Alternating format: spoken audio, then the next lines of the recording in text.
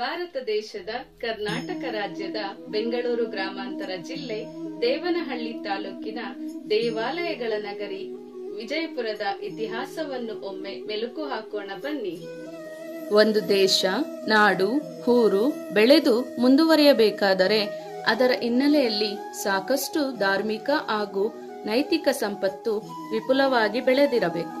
ವಿಶ್ವದಲ್ಲಿ ಭಾರತ ದೇಶ ಪುಣ್ಯಭೂಮಿ ಎಂದು ಖ್ಯಾತಿ ಪಡೆದಿರುವುದು ಅದರ ಧಾರ್ಮಿಕ ಆಧ್ಯಾತ್ಮಿಕ ಸಂಪತ್ತಿನಿಂದಲೇ ಎಂದು ನಿಸ್ಸಂಶಯವಾಗಿ ಹೇಳಬಹುದು. ಇದರಲ್ಲಿ ಕನ್ನಡ ನಾಡು ತನ್ನದೇ ಆದ ವಿಶಿಷ್ಟ ಸ್ಥಾನವನ್ನು ಗಳಿಸಿ ಉಳಿಸಿಕೊಂಡು ಬಂದಿದೆ. ಈ ಕರ್ನಾಟಕದ ರಾಜಧಾನಿಯಾಗಿ ಬೆಂಗಳೂರು ವಿಶ್ವದಲ್ಲೇ ಕೀರ್ತಿಯನ್ನು ಗಳಿಸಿ ಎಲ್ಲಾ ರಾಷ್ಟ್ರಗಳ ವಿವಿಧ ಸೇವಾ ಸಂಸ್ಥೆಗಳಿಗೆ ಆಶ್ರಯ ನೀಡಿದೆ. ಈ ಜಿಲ್ಲೆಯ ಉತ್ತರ ದಿಕ್ಕಿಗೆ ಸುಮಾರು 45 ಕಿಲೋಮೀಟರ್ ದೂರದಲ್ಲಿ ಹೋಬಳಿಯಾದರೂ ಸಹ ಯಾವ ತಾಲೂಕಿಗೂ ಕಡಿಮೆ ಇಲ್ಲದಂತೆ ಕರ್ನಾಟಕದಲ್ಲಿ ಮಾದರಿ ಊರೆನಿಸಿಕೊಂಡಿದೆ ನಮ್ಮ ವಿಜಯಪುರ. ಇಂದಿನ ಪಾಳೆಯಗಾರರ ಕಾಲದಲ್ಲಿ ಒಡುಗಪ್ಪ ನಾಯಕನ ಆಳ್ವಿಕೆಗೆ ಒಳಪಟ್ಟು ಒಂದು ಸಣ್ಣ ಹಳ್ಳಿಯಾಗಿದ್ದು ಈ ಊರನ್ನು ಒಡುಗನಹಳ್ಳಿ ಎಂದು ಕರೆಯುತ್ತಿದ್ದರು.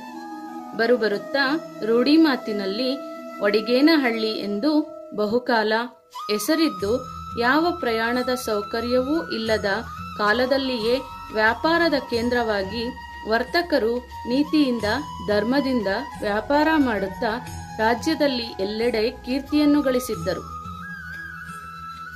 ಭಾರತಕ್ಕೆ ಸ್ವಾತಂತ್ರ್ಯ ಬಂದ ಸವಿನೆನಪಿಗಾಗಿ ಅಂದು ಒಡಿಗೇನಹಳ್ಳಿಯಾಗಿದ್ದು 1947ನೇ ಇಸವಿಯಲ್ಲಿ ವಿಜಯಪುರ ಎಂದು ನಾಮಕರಣ ಮಾಡಲ್ಪಟ್ಟಿತು. ಅಂದಿನಿಂದ ಎಲ್ಲಾ ಕ್ಷೇತ್ರಗಳಲ್ಲಿಯೂ ವಿಜಯವನ್ನು ಗಳಿಸಿ ಬೆಳೆಸಿಕೊಂಡು ಬಂದಿದೆ. ಖ್ಯಾತ ಸಂಶೋಧಕರು ಶಾಸನ ತಜ್ಞರೂ ಆದ ಬಿ. ಲೂಯಿ ರೈಸ್ ಅವರು ಈ ಪಟ್ಟಣವನ್ನು ಎ ಮರ್ಕಂಟೈನ್ ಟೌನ್ ಎಂದು ಕರೆದಿದ್ದಾರೆ. ಈ ಸ್ಥಳವು ಆಗಿನ ಕಾಲದಲ್ಲಿಯೇ ಅರಳೆ ಅಂದರೆ ಹತ್ತಿ ವ್ಯಾಪಾರಕ್ಕೆ ಪ್ರಸಿದ್ಧಿಯಾಗಿತ್ತೆಂದು ಅಭಿಪ್ರಾಯಪಟ್ಟಿದ್ದಾರೆ. ಈ ಹಿನ್ನೆಲೆಯಲ್ಲಿಯೇ ಇರಬೇಕು ಈ ಪಟ್ಟಣದ ಒಂದು ಭಾಗಕ್ಕೆ ಅರಳೆಪೇಟೆ ಎಂಬ ಹೆಸರು ಬಂದಿದೆ. ಇವೆಲ್ಲವನ್ನು ಗಮನಿಸಿದಾಗ ಇದು ಶತಶತಮಾನಗಳಿಂದ ಒಂದು ಪ್ರಸಿದ್ಧ ವಾಣಿಜ್ಯ ಕೇಂದ್ರವಾಗಿರಬಹುದೆಂದು ಹಲವರ ಅಭಿಪ್ರಾಯ. ವಿಜಯಪುರ ಎಂಬ ಈ ಪುಣ್ಯ ಕ್ಷೇತ್ರವನ್ನು ಒಡುಗನಹಳ್ಳಿ, ಒಡಿಗಹಳ್ಳಿ, ಒಡಿಗಪ್ಪ ನಾಯಕನಹಳ್ಳಿ ಎಂದು ಕರೆಯುತ್ತಿದ್ದರು. ಮೇಲಿನ ಹೆಸರುಗಳನ್ನು ಅವಲೋಕಿಸಿದಾಗ ಒಡಿಗ ಎಂಬ ಮೂಲ ಪದದಿಂದ ಮೇಲಿನ ಎಲ್ಲಾ ಹೆಸರು ಬಂದಿರಬಹುದು. ಒಡಿಗ ಎಂಬುದು ಒಂದು ವೃತ್ತಿಯನ್ನು ಸೂಚಿಸುವ ರೂಢಿ ನಾಮಪದವಾಗಿದ್ದು ಆ ವೃತ್ತಿಯನ್ನು ಮಾಡುತ್ತಿರುವ ವೃತ್ತಿಯ ಹೆಸರಿನಲ್ಲಿ ಹೆಸರಾದ ಹಳ್ಳಿಯೇ ಒಡಿಗೇನಹಳ್ಳಿ ಎಂಬುದಾಗಿ ತಿಳಿದು ಬರುತ್ತದೆ. ಹಲವಾರು ವಿದ್ವಾಂಸರ ಅಭಿಪ್ರಾಯವೂ ಸಹ ಇದೇ ಆಗಿದೆ.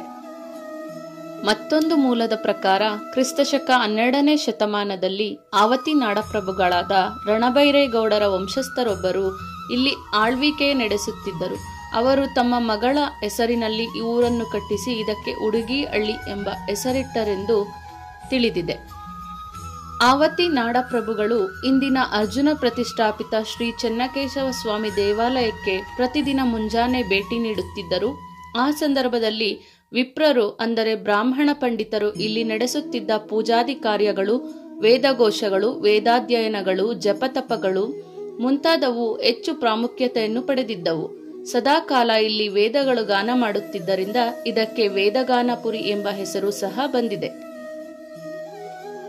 ಇಲ್ಲಿ ಹರಿಹರ ಸಂಗಮ ಸುಕ್ಷೇತ್ರವಾದ ಶ್ರೀ ನಗರೇಶ್ವರ ಸ್ವಾಮಿ ದೇವಾಲಯ, ಶ್ರೀ ಆದಿನಾರಾಯಣ ಸ್ವಾಮಿ ದೇವಾಲಯ, ಶ್ರೀ ರುದ್ರದೇವರ ದೇವಾಲಯ, 101 ಲಿಂಗಗಳ ಶ್ರೀ ಓಂಕಾರೇಶ್ವರ ದೇವಾಲಯ, ಅರ್ಜುನ ಪ್ರತಿಷ್ಠಾಪಿತ ಸೌಮ್ಯಕೇಶವ ಸ್ವಾಮಿ ದೇವಾಲಯ, ಇತಿಹಾಸ ಪ್ರಸಿದ್ಧ ಸೋಮೇಶ್ವರ ಸ್ವಾಮಿ ದೇವಾಲಯ, ದಕ್ಷಿಣ ಕಾಶಿ ಎಂದೇ ಹೆಸರಾಗಿರುವ ಸಂಗಮೇಶ್ವರ ದೇವಾಲಯ, ಇನ್ನು ಹಲವಾರು ದೇವಾಲಯಗಳಿಗೆ ಹೆಸರುವಾಸಿಯಾಗಿರುವ ಇಷ್ಟೊಂದು ಐತಿಹಾಸಿಕ, ಸಾಂಸ್ಕೃತಿಕ, ಆಧ್ಯಾತ್ಮಿಕ, ಪೌರಾಣಿಕ ಹಿನ್ನೆಲೆಯನ್ನು ಹೊಂದಿರುವ ನಮ್ಮ ವಿಜಯಪುರ ನಮ್ಮ ಹೆಮ್ಮೆ.